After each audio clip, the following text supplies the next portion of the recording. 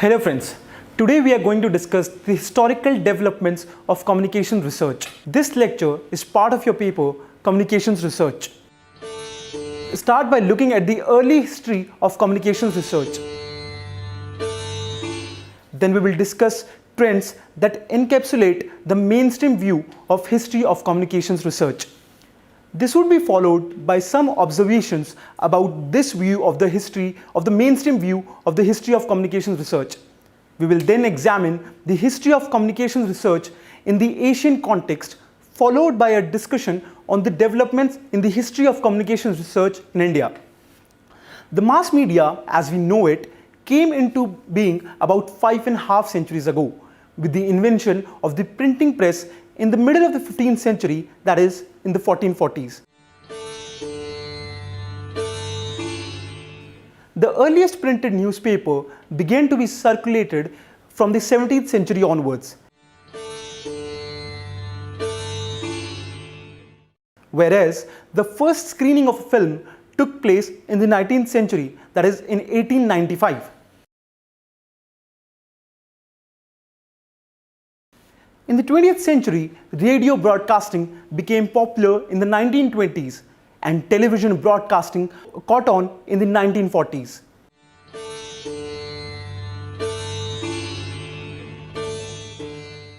And lastly, internet arrived in the last decade of the 20th century. However, despite the presence of print media since the 15th century, the low rate of literacy meant that they were limited to elites who could read. So it was only in the 20th century that the media began to reach out to the mass audience. In other words, mass audiences were created only after the arrival of media such as film, radio, and television that did not require literacy.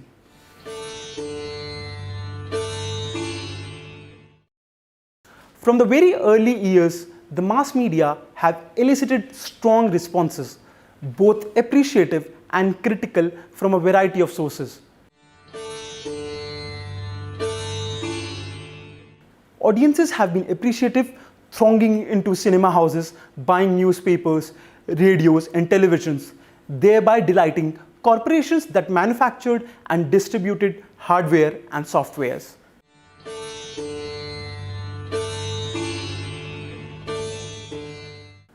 Existing elites expressed dismay at this new source of power. Governments sought to seize power over these media, or at least regulate them.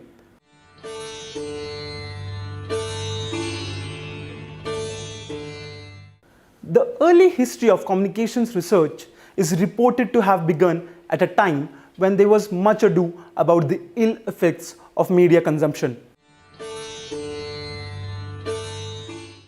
As Fortner notes in 2014, the need to understand the real impacts of media on the consciousness and the choices of the non-elites became crucial to political and social stability.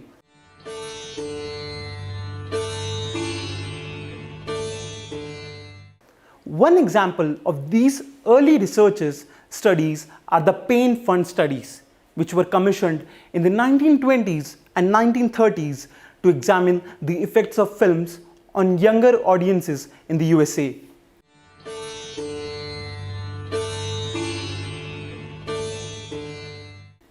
These studies are counted among the milestones of communication research by well-established communications theorists such as Lowry and D. Flow.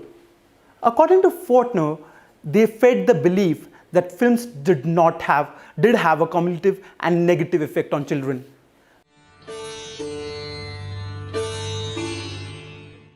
We will now discuss the 4 trends in the historical development of communication research as offered by authors Barron and Davis in their popular textbook Mass Communication Theory in 2014.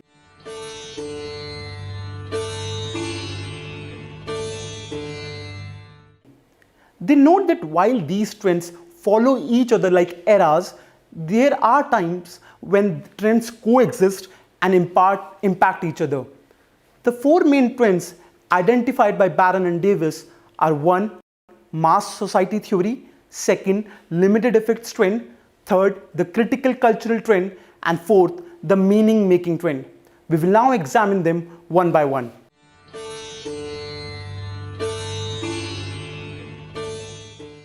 So the first one, mass society theory. Mass society theory offered an early explanation for the role played by media in the people's lives. It was popular in the 19th and 20th centuries when mass media first began to attract large audiences. Industrialization and migration to urban areas in the USA and Europe had begun to cause changes in the social structure.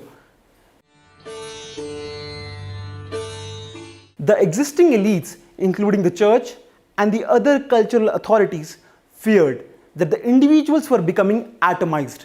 That is, they were becoming free from the cultural and social ties that had bound them and guided their behavior in the past. And that this atomization would cause a breakdown in the social order and will result in chaos.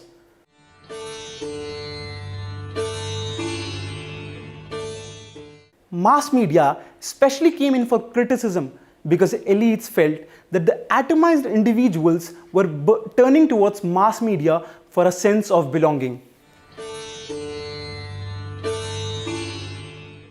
Existing elites feared that the owners of the media corporations were becoming the new power centers who could control the thinking of millions.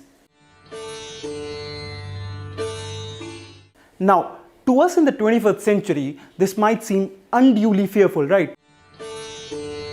But we need to remember that these were the early days of media when they were recorded instances of film audiences fleeing the theaters to save themselves from the oncoming train on the screen.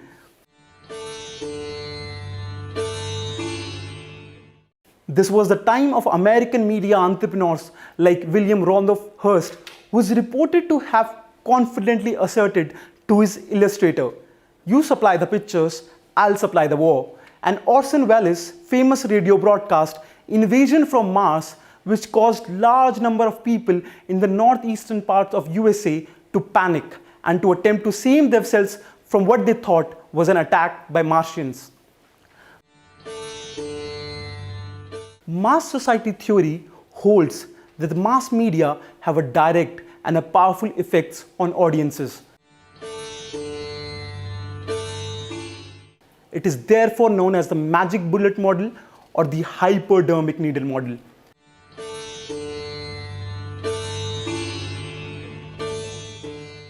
It posited the rise of dictators who could use the media to control audiences.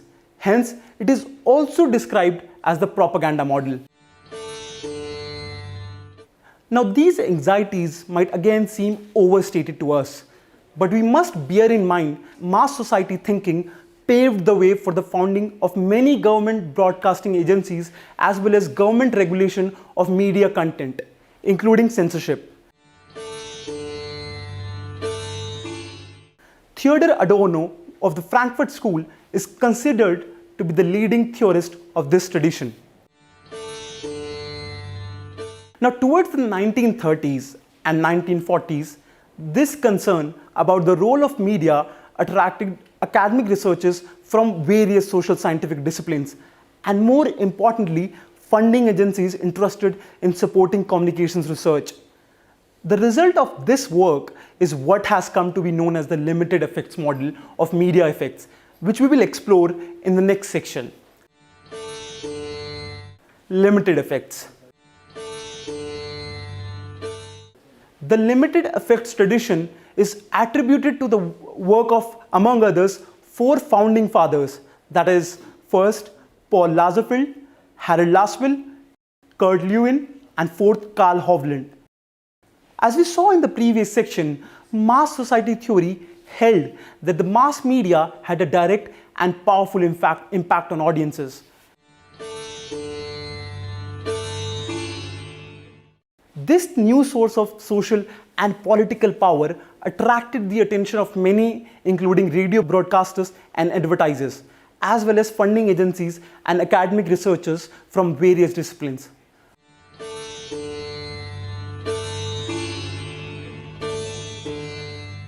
We have already seen how the Pain Fund supported research into the effect of films on adolescents.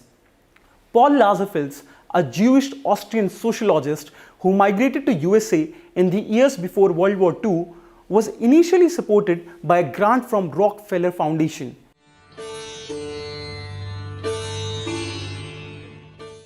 He was among the early academic researchers to have brought quantitative methodological rigor to the study of media effects on audiences.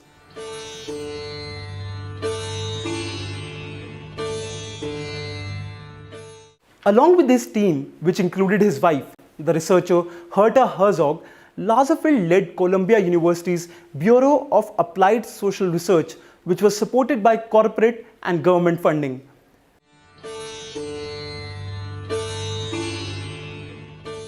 They conducted a number of studies, including audience surveys and studies of media influence on voters' decisions.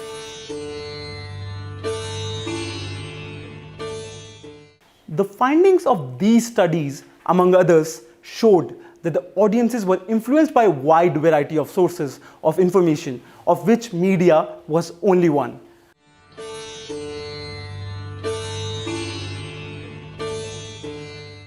The discovery of the importance of opinion leaders led to the formulation of two-step flow model. In two-step flow model, which information was deemed to first flow from media to opinion leader, and then in second step flow from these leaders to others. Barron and Davis in 2014 note that the limited effects trend had caused some researchers such as Bernard Barrelson to declare that communications research as a field was dead.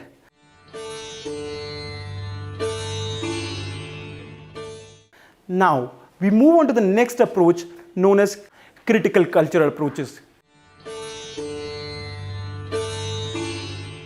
Now, in a break from the mass society theory and the limited effects paradigm, British scholars took a neo-Marxist approach to communication research. They argued that mass media was controlled by elites and carried content that was in line with elitist economic interests. They studied subgroups of audiences using this critical cultural theory and found that the audiences resisted the media discourse in many ways. This view of what the audience did with the media as opposed to what the media did to the audience was a new perspective on audiences. It paved the way for audiences to be theorized as an active rather than a passive entities.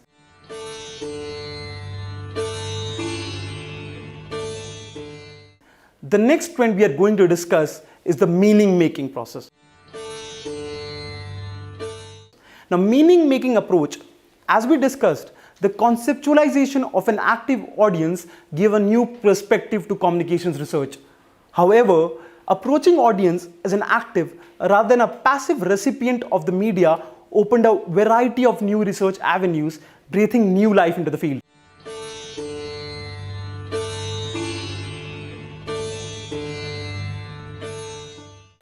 The meaning-making trend takes a moderate effects perspective, which examines how audience use communications intentionally and the effects that this use has. Now, a young field of research. So what conclusion can we draw after discussing these trends of communication research?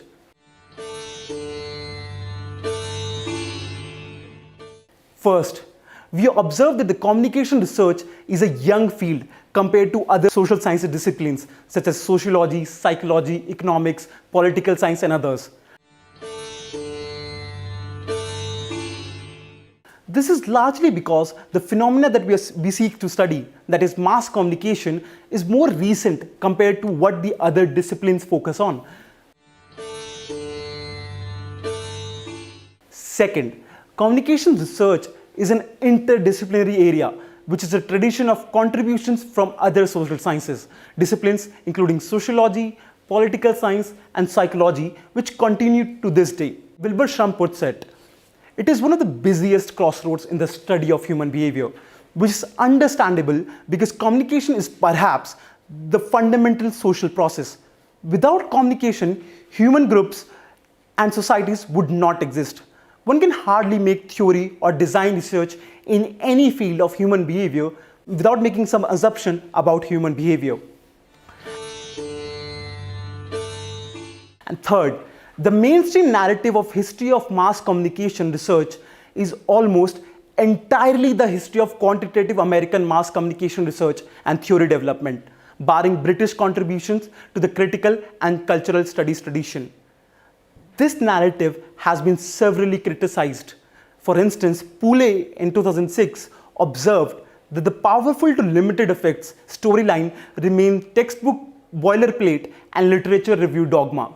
Fourth, communications historians have also noted how some allied research, such as film studies, are not viewed by their adherents.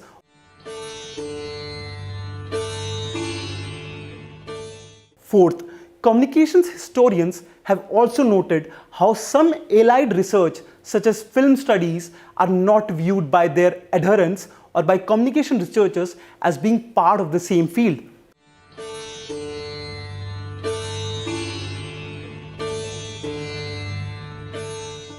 Revisionist historians of communications research, such as Simonson and Peters, trace the development of communication research in other parts of the world, including Europe.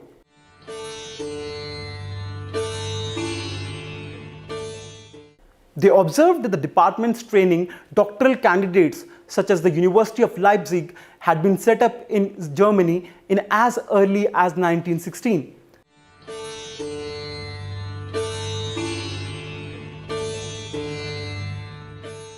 This, they argued, are not part of mainstream narrative of mass communication history presented from an American point of view. In recent years, we see a rising interest in communication history in settings outside the USA and Western Europe. Now let us take a look at these developments.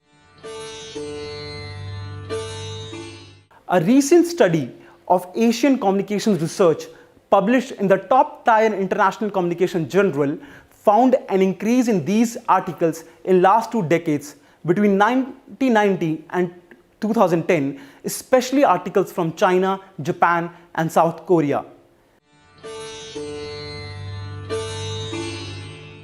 These decades have seen a great increase in Chinese mass communication research with over 900 media education institutes, 14 doctoral programs, and 52 journals. Now let us take a look at the communication research in India. As we all know, India has a rich history and communications in diverse languages and media. Print media, films, radio, and other types of music have been present in India for many decades now. Television, though a later entrant, is well established, and the 21st century has seen the rise of digital media. This abundant presence of communication media has received the attention of communication researchers in India from a different perspective. Now, India has a large number of students seeking undergraduate graduation in communications because of a booming media industry eager to employ them. However, postgraduate and doctoral programs in communication that offer rigorous theoretical and methodological training are very rare. Thomas in 2015 observed a history of collaboration with US university programs as well as initiatives driven by American funding agencies such as Ford Foundation and foreign policy interests such as satellite instructional television experiments in 1975-76.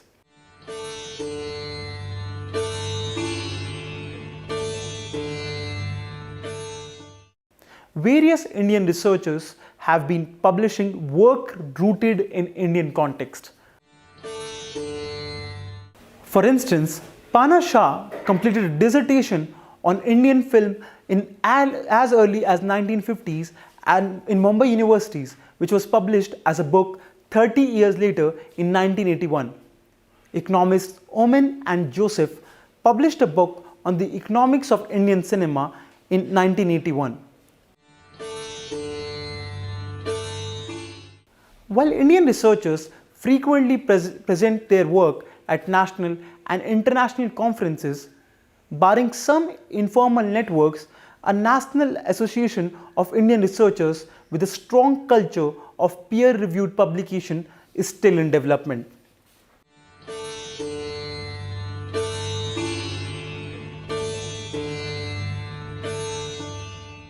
Let us now summarize what we have discussed in this module. We familiarized ourselves with the prevalent discourse in mass communication history such as four trends narrative.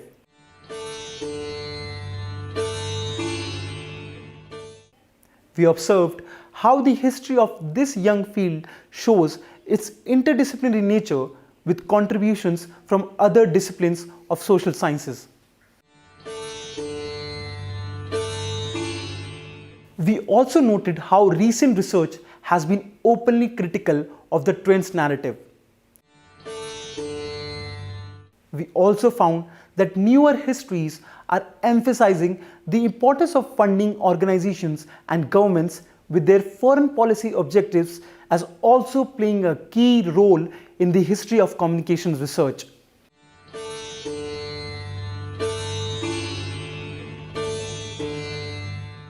We discussed how some areas such as film studies are not viewed by their adherents or by communication researchers as being part of the same field.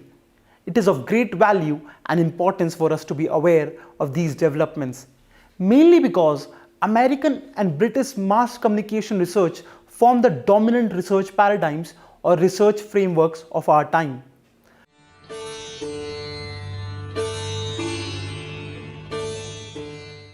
Familiarity with these developments allows us to participate in and gain from conversations amongst researchers on the international stage. It is important to note that even the criticism of the dominant narrative comes from American scholars.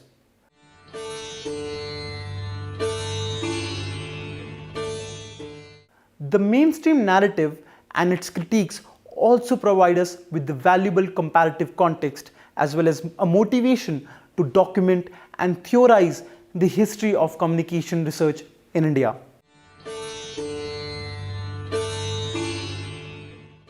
This, my friends, is a crucial project for communication researchers interested in India. The many unique features of Indian audiences. First, India's diverse political, economical, and social context and institutions. Second, the great variety of communications content that is created and consumed in India provide many rich avenues for communications research and theory building.